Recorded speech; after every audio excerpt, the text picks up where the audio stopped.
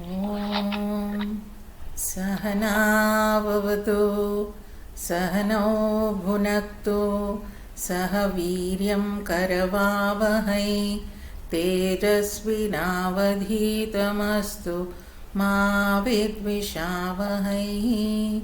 ॐ शान्ति शान्ति शान्तिः। गुरु ब्रह्मा गुरु विष्णु गुरुदेवो महेश्वरः गुरु साक्षात् परब्रह्मा तस्मै श्री गुरवे नमः। तस्मै श्री गुरवे नमः। यं ब्रह्मा वरुणेन्द्ररुद्रमरुतः स्तुन्वन्ति दिव्यैस्तवैः वेदैः साङ्गपदक्रमोपनिषदैः गायन्ति यं सामगाः। ध्यानावस्थिततद्गतेन मनसा पश्यन्ति यं योगिनः यस्यान्तं न विदुःसुरासुरगणा देवाय तस्मै नमः। देवाय तस्मै नमः।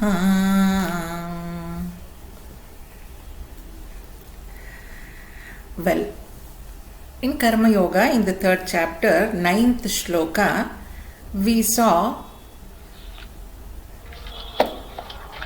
the work which we perform should be selfless work or selfless action. Only those actions will not bind us with the results. That is what we had seen, Yagna Bhava. Continuing in the 10th shloka, we will see Saha Yagna Praja Srishtva Purovacha Prajapatihi Anena Prasavishyadhvam Yeshavostvishta Kamadhuka.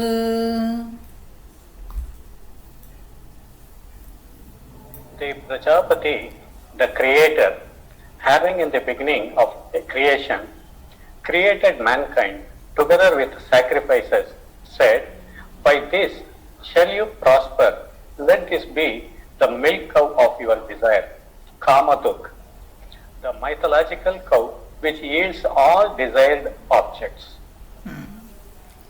See, when human beings were sent to this universe, to this world, this Prajapati, the creator, sent us with a gift. It is told that that gift was Yagna. So he said, you perform selfless actions and you will get what you want. These selfless actions, when you perform in this world, like Kamadhenu, you have heard of this Kamadhenu cow in the Indraloka, which gives whatever you ask for. So performing these actions with the Yagna Bhava will give us whatever we want. That is what Bhagavan Krishna is telling here. Like Swami Chinmayanandaji explains this shloka in one more wonderful way. Think that you are sending your child for education to a hostel in faraway place like Delhi or somewhere. So mother has so many things to give to the child because he is going for his education to a far off place and he is going to live by himself. So she will pack everything for him so that as soon as he goes he will have enough clothes, enough food, snacks, everything, so that he would be traveling by train for 3 days, and everything she would have done, prepared from the house. And she comes to the railway station to say bye to him. Once he gets into the train and the train is about to start, still she has something to go and give. She opens her bag, finds a chocolate in that, runs and give it to the child. Till the last minute she has something to give it to the child. So Gurudev says, even when God sent us, Prajapati sent us to this world, this last chocolate which he gave to us was this Yagna Bhava. So when you perform the actions with the Yagna Bhava in this universe, you will get whatever you want. So that's how Gurudev explained beautifully, that mother has always something to give, and this Prajapati, he had something to give even the last moment. Okay, you take this and everything will be nice. So he gave that and he sent us to this universe. And by doing the actions with the Yagna Bhava or selflessly, we will be definitely prospering like anything. That is the vara, that is the blessings he has done for this universe or the mankind. Continuing. Devan bhavayatanena te deva bhavayantu vaha parasparam bhavayantaha shreya paramavapsyatha. With this, you do nourish the gods, and may these devas nourish you. Thus, nourishing one another, you shall attain the highest goal. Yes. So, by doing this, you will be nourishing the devas. That is Yagna Bhava.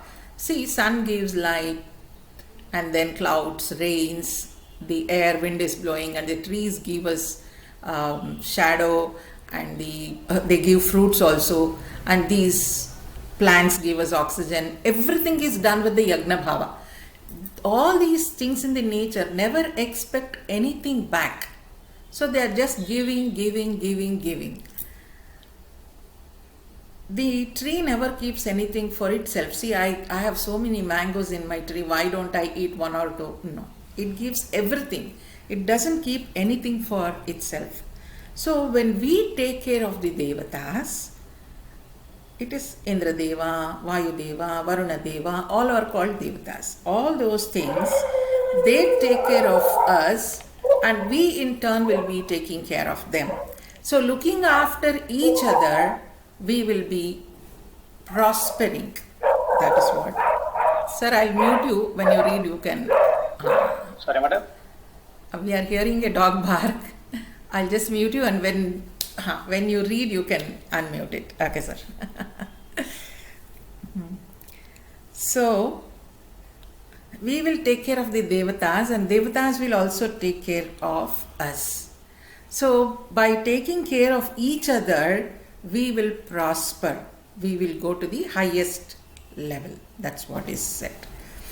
So, see, there is one beautiful word here. Shreya paramavapsyata. Shreya. Gurudev Chinmayanandaji mentions a beautiful thing about this Shreya. See, in Christianity, if you want to say anything, mention anything about Christianity, what is more focused, or the thing which is really looked upon properly is, what do we see in Christianity? Service, isn't it?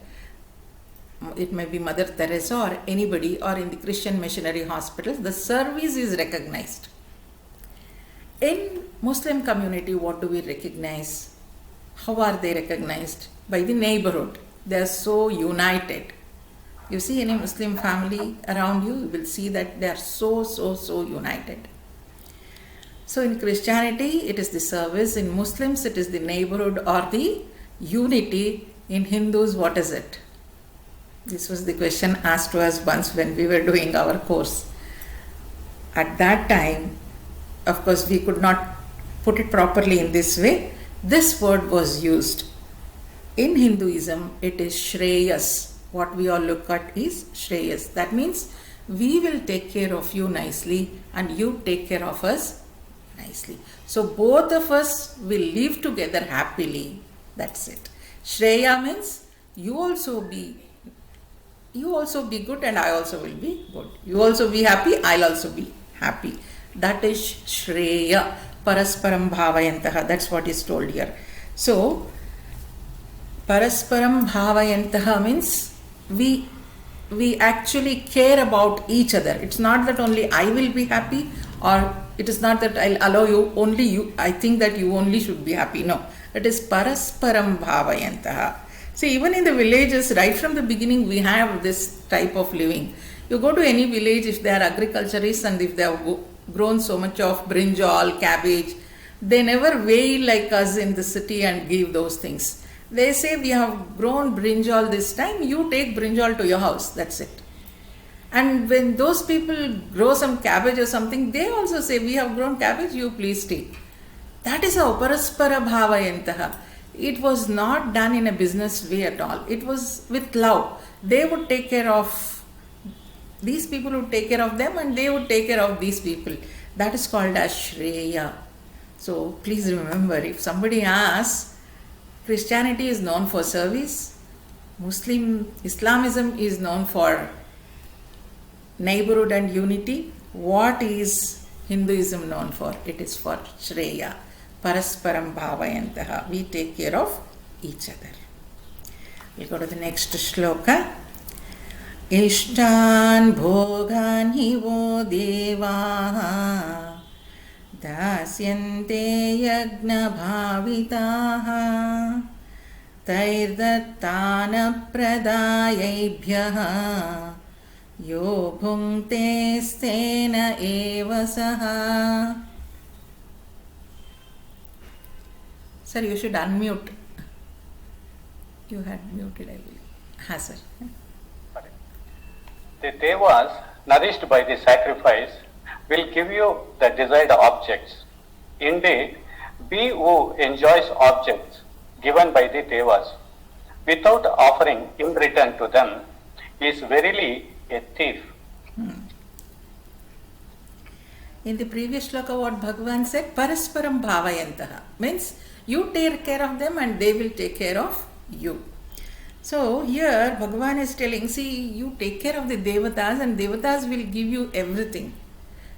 And if you don't give anything to them in return and you take everything, those such people are called as thieves. See, we take so much from this nature, and if we are not caring about this nature, we know what is the result. We are seeing it from last 1 year. So whatever we get from the nature or from anybody, we have to return that without giving them back. And if we take everything, he is called as a thief. See, these all things have come in our practice also. I still remember those young days when my grandmother would say, if somebody sends from my neighbor something like some sweets they would have prepared, and they will send some sweets in a box to our house, and after eating all the payasam, she would never say, return that box empty. So you put something in that and give. Whatever it is, never return the box empty. That is parasparam bhavayantaha. They have given us something and we shall also give them back something. That is the attitude brought up. See, all these things were not defined, but that is the way we have been brought up. So a person who eats everything without giving anything to the person who has really given or brought anything to him, he is a thief. So Swamiji would also joke like this, like, the man works for the house from morning till evening, and when he comes back, the first thing is the wife serves food for him and then she eats. I mean, that was the time when only men would work and women would be at home. So Swamiji would just joke us like, she would wait for her husband even if it will be 10 o'clock, 11 o'clock at night, it seems. Then he says, you know why? Because he has to come and cook for her. Not for the reason that he works and comes back, it was for the reason that he only should come and cook. She never knew to cook, it seems. That's how he would bring us these things in a very light way. But here Bhagavan says, you have to give in return when you take something from the nature. So if you don't return back when you take so many things from the nature and the world, you will be called as a thief.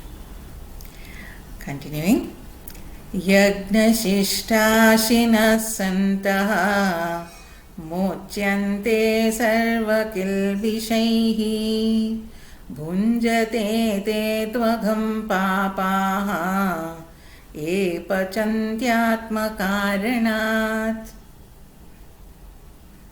The righteous who eat the remnants of the sacrifice are freed from all sins, but those sinful ones who cook food only for their own sake verily eat but sin. See? Yagnashishta shinasantaha. That means after doing the yagna is you are working with selflessness, actions done without selfishness. You earn something, and after the yagna bhava, after everything is given, what is left out is to be eaten by you. That is called as yagna bhava. Yagna shishta is after doing the yagna, whatever is left for you, you should take.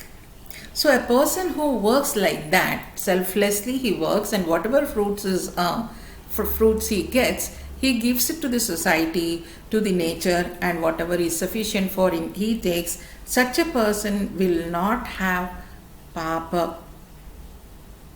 Papa means sin. That sin. See, whatever action we perform, I told you the other day, there is one external effect, one internal effect, and other one is the cosmic effect.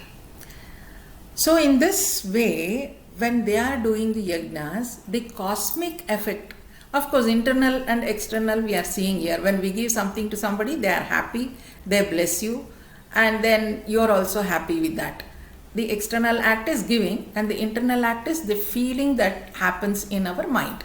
So both our minds are happy, and there is no dispute at all.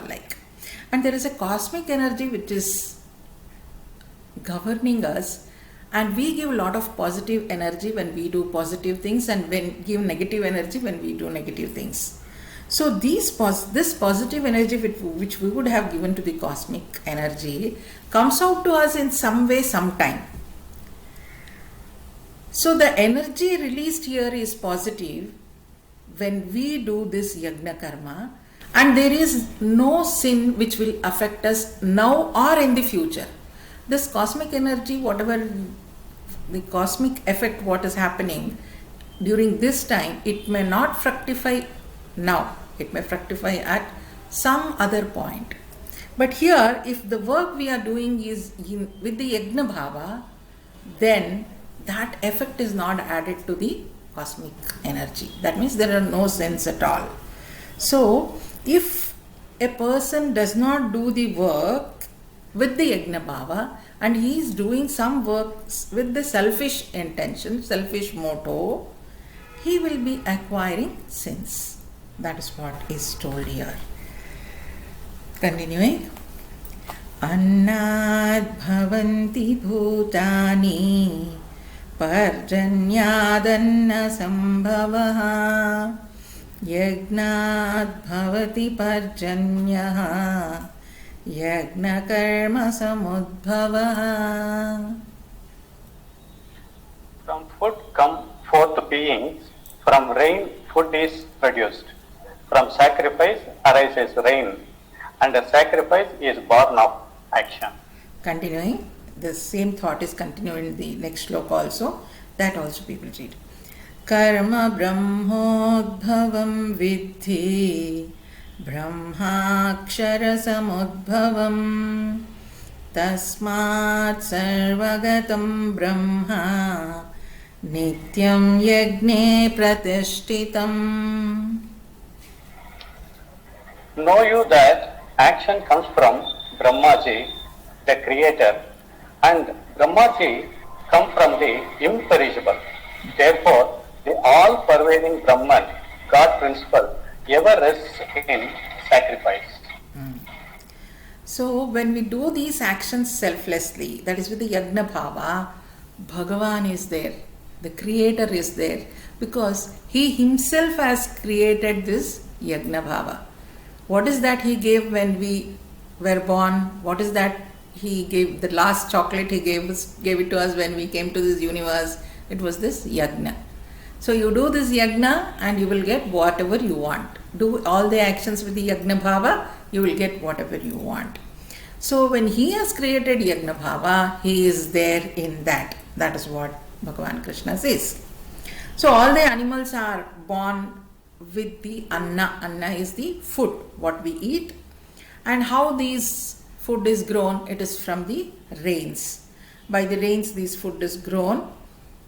And then when we do good things, again it rains. The cycle continues. From the animals are born out of the food, Anna. And this Anna or the food is grown from the rains. And when we do the work with the Yagna Bhava, it rains. And when we perform the actions, this Yagna happens. So, this Parasparam Bhavayantaha, what we read in the previous shlokas, it is a cycle. So, that is how this cycle is complete. And this karma, the action, is from the Brahman. It is from the Shrishtikarta. It has come from the Shrishtikarta. And he is Avinashi. He is not destroyed. So always this Brahman is existing in the Yagna Bhava. See here, in the study of scriptures, Brahman or the Brahma, what we say, is not that three-headed Brahma we see. Brahma, Vishnu, Maheshwara. No. This Brahma is principle of existence. Principle of existence is called as Brahma.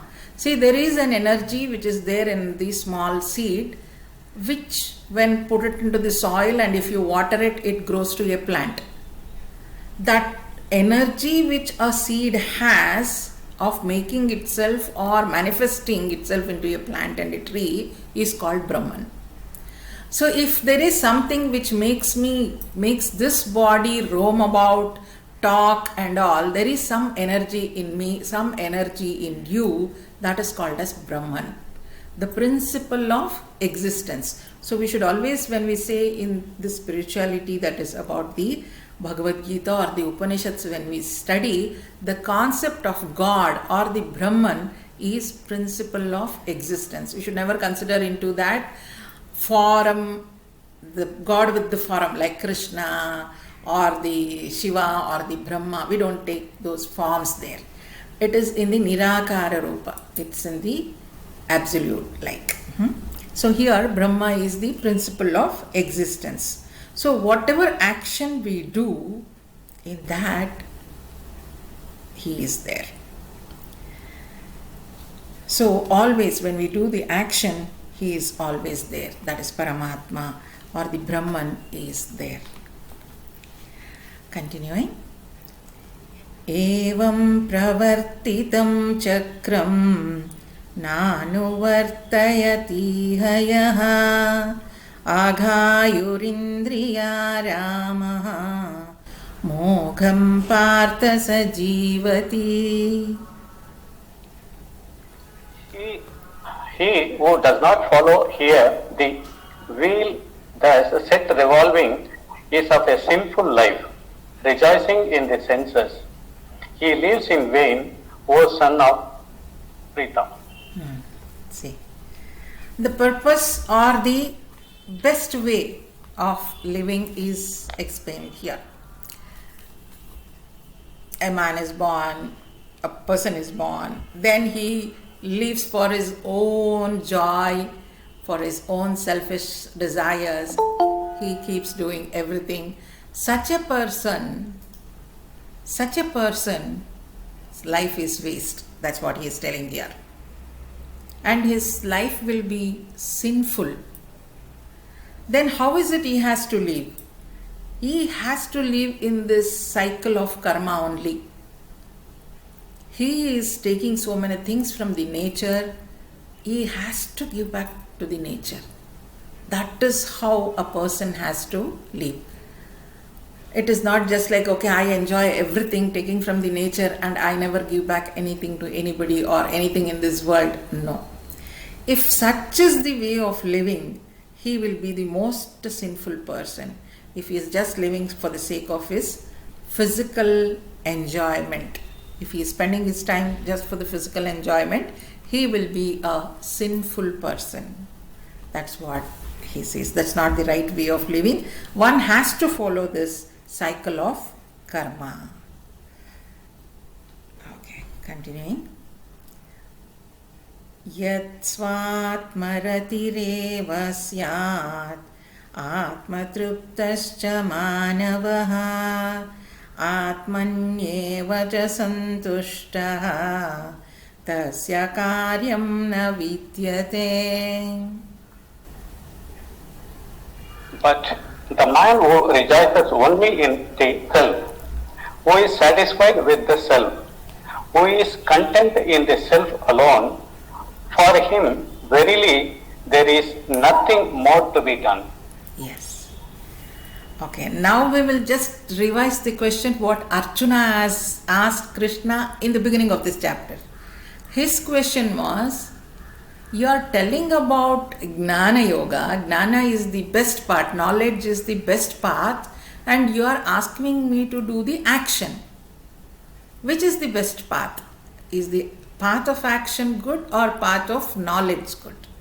So Krishna has told, has intellectually convinced him why we have to act and how we have to act. So now the question is, Arjuna wanted to just sit in the knowledge, in the path of knowledge means he thought he will sit there and just do his penance and studies and do nothing. So now Krishna is answering that part now. See, a knowledgeable person, one who is a gnani, one who is a jivan mukta, he will be abiding in the Atma and he is satisfied. And he doesn't need to work outside. He will not have any actions to do outside because he is desireless now. The person who is a Jivan Mukta is a person who doesn't have any desires at all. That means he has completed, all his desires are over now, and now he is just living because he has to complete the lifespan. So such a person, even if he does not do any action, it is fine.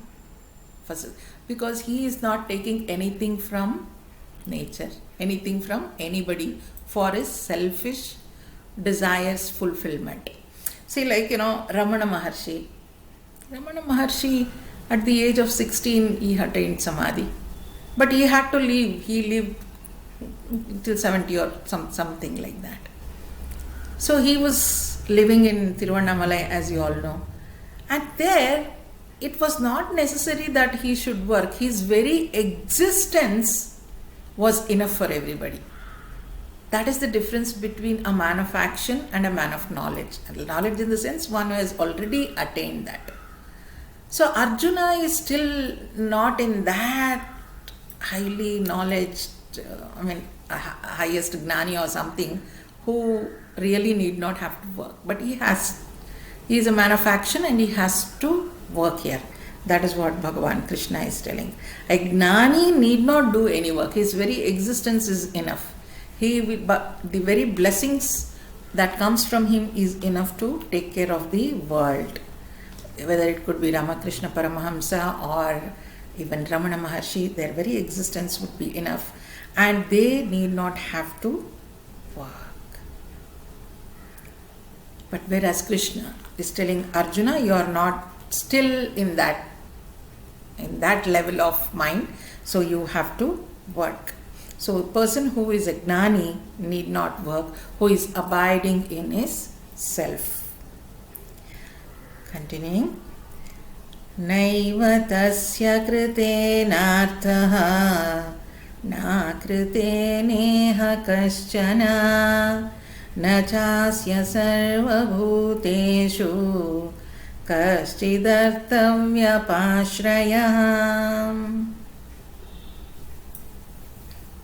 For him, there is here no interest whatever in what is done or what is not done, nor does it depend upon any being for any object. This is the way that a Jivan Mukta is living. Jivan Mukta is a person who doesn't want anything from the world. He is abiding in the self. Like, they say there is, he is full, like, there is sea, ocean. How much ever water you pour into the ocean, it doesn't raise. How much ever water you remove from the ocean, it will never get emptied. So a Jivan Mukta is like that. He doesn't require anything for his fulfillment or for his requirements or for anything. He doesn't need anything. He is complete by himself. So such a person who doesn't need anything and he has no desires at all, naiva tasya kritenartha na kriteneha kaschana. So he doesn't want anything from anybody, or he doesn't want to do anything to anybody. So he is not dependent on anyone for his happiness. Such a person, even if he does not work, it is fine. But Arjuna, when you go to that level, you will be acting like that, but now still you have not reached that level, you have to work. One small story Gurudev Chinmayanandaji used to tell, I will tell you that. You have heard of this Alexander the Great. So once this Alexander the Great, when he invaded India, he was also a very knowledgeable person, Alexander. His guru was Aristotle, I think. And his guru had told, when you are going to invade India, wage war against India, when you come to India, don't neglect three things. He said, you think that this is a Vijaya Yatre. It is not that you are just going and coming and doing something. Three things you have to value in Bharat when you go to Bharat. One is Gange, the water, precious water. Another one is Tulsi, the sacred plant. Another one is Sadhus, the great sadhus in India. You should always respect these three things. Even though you are going to invade India, these three things you keep in mind. That was the last word Aristotle gave to Alexander when Alexander told that he is coming to India. That's how the story goes. So this Alexander will be walking on the streets with, he would have won against some king, and he is walking towards that kingdom to acquire that kingdom, and they are going to the palace and all. All his soldiers and everybody, that big battalion is going, and there is a man sitting on the rube, on the road, half clothed, naked, half naked. So all the soldiers will say, the Alexander the Great is coming, give him the way, go that side. He will just be sitting like that. He won't even look at them or talk anything. Again they will shake him and say, the king, Alexander the Great is coming, go that side. Nothing. When he doesn't respond, all of them will, five of them, they will lift him up, take him aside and put him under a tree. When he lifts, when these Alexander's soldiers lift this man, old man, all of them will start clapping. They are all poor village people. They don't know who is Alexander, who is who. So they think this is the great parrot that is coming, and they'll just all clap and say Jai Jai Jai and all, and this man is kept under the tree. Alexander will be surprised. I am here, and why are people clapping there? So all the ceremony is going there and I am here. He'll be very surprised. And when he goes to the palace there, he asks his soldiers to bring this great man, this naked man who is, half naked man who is sitting under a tree. And then Alexander himself goes to this person and asks, I am the great king, Alexander. I have conquered this place now. This belongs to me. Tell me what you want. I will give you everything. You want a house? You want a place to live? You want food every day? Tell me what you want. I will give. This person will just laugh, smile at him. He'll say, I don't want anything. Say, Arey, I am the greatest king and you are telling you don't want anything. You must take anything from me. I have to give you. Being a king, I have to give you. Then this old man will say, Maharaj, can you just move a little to the right? That is what he asked from him. This Alexander will be surprised. What? Please move towards the right. See, this man will be sitting here and there will be a door there, and Alexander has walked inside, and there is a small beam of light passing through the window, through the door there. Sunlight will be falling on this person and he will be just enjoying that sunlight. And when Alexander comes, he will be blocking that sun rays and he will be standing here. And this great man asks him, Maharaj, king, please just move to your right. And the king will ask, what? I am looking at that beautiful sun rays and you are just blocking me from that enjoyment. Please move this side. That is what he asks. So Gurudev Chinmayanandaji says, see, he is a saint. He doesn't want anything for his happiness. When a king comes and stands in front of him and asks, what I can give you, and he is really capable of giving so many things. He had a chance to ask so many, whatever he wants, but he just asks him, move towards your right a little, that's all. That means these are such great people that they don't depend upon anything for their happiness. Such people, such great saints, need not do any karma because they are all Jivan Muktas. They need not do any karma and they do not depend. That is what here it is said. Nachasya sarva bhuteshu kaschidattavya pashrayah. They will not depend upon anything for their happiness. So such people need not do any action. Continuing. Tasmadasaktas satatam karyam karma samachara hasakto hyacharan karma paramapnoti purushaha. Therefore, always perform actions which should be done without attachment. By performing action without attachment, man attains supreme.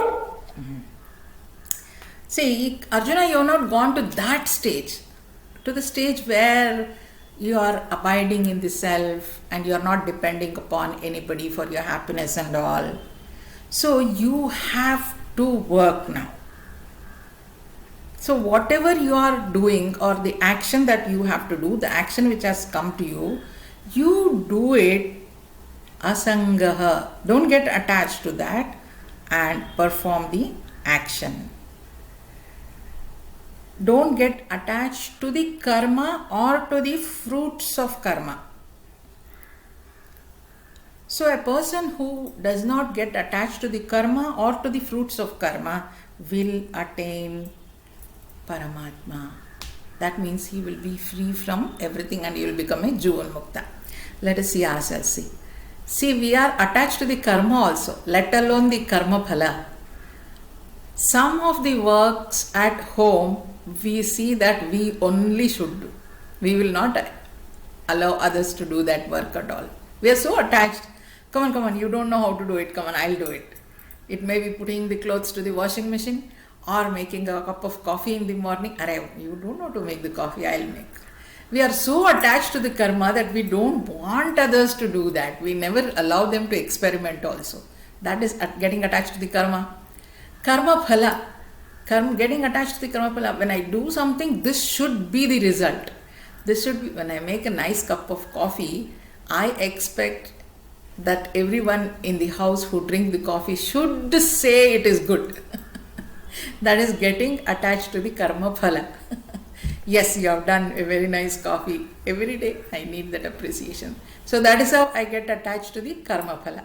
I get attached to the karma or the karma phala. Here Bhagavan Krishna says, don't get attached to the karma or the karma phala. Because now he is waging war. He is in the battlefield. He should not get attached to the war also, and he should not think of the fruits of the war also. So if you can work like that, getting not attached to the karma or the karma phala, such a person will attain Paramatma. That is, he will become the Jivan Mukta. One last shloka we will see. Karmanaiva hi samsiddhim अस्तिता जनकादयः लोकसङ्ग्रहमेवापि सम्पश्यन् कर्तुमर्हसि. Janaka and others attained perfection verily through action alone. Even with a view to protecting the masses, you should perform action. Yes.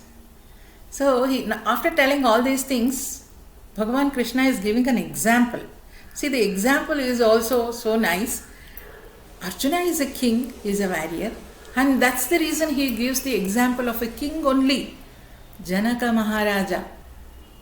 There are so many people who have done their karma as karma yoga and they have attained Jivan Mukti. Among them, Janaka Maharaja is also one, that is father of Sita. Though he was a king, he would plough the land, that's all. And he would do all the work as a king selflessly. So, and they all worked in such a way and they became Paripurna, they became complete and they were working only for the good of the others. They were doing, Janaka Maharaja actually ruled as king and did all the karmas only for the betterment of his subjects. So he did everything for the welfare of his subjects there. That is how he worked. And he became a Jivan Mukta. That's what the story says. So, Arjuna, even if you don't want to work for yourself, you should at least work for the sake of society. See, we know the story, Duryodhana, how badly he had acted. And for that dharma samsthapanarthaya, to just establish the righteousness in the society, Arjuna had to wage war. Meaning, if you don't protest when something bad is happening, that will just continue in a very great manner. So when there is something wrong going, we have to protest. I don't say we will be able to correct them, but at least we should protest. That is the thing. Here Bhagavan Krishna says, Karmanaiva hi samsiddhim astita janakadaya loka sangrahamevapi. Loka sangraha, that is for the good and betterment of the loka, at least for the upliftment of the society, you have to do your actions. That is what Bhagavan Krishna says to Arjuna. So we all have to work. There is no choice. And we have choice in the way we can work, the way we can act. Okay. Hari Om. So we will stop till there and continue in the next class.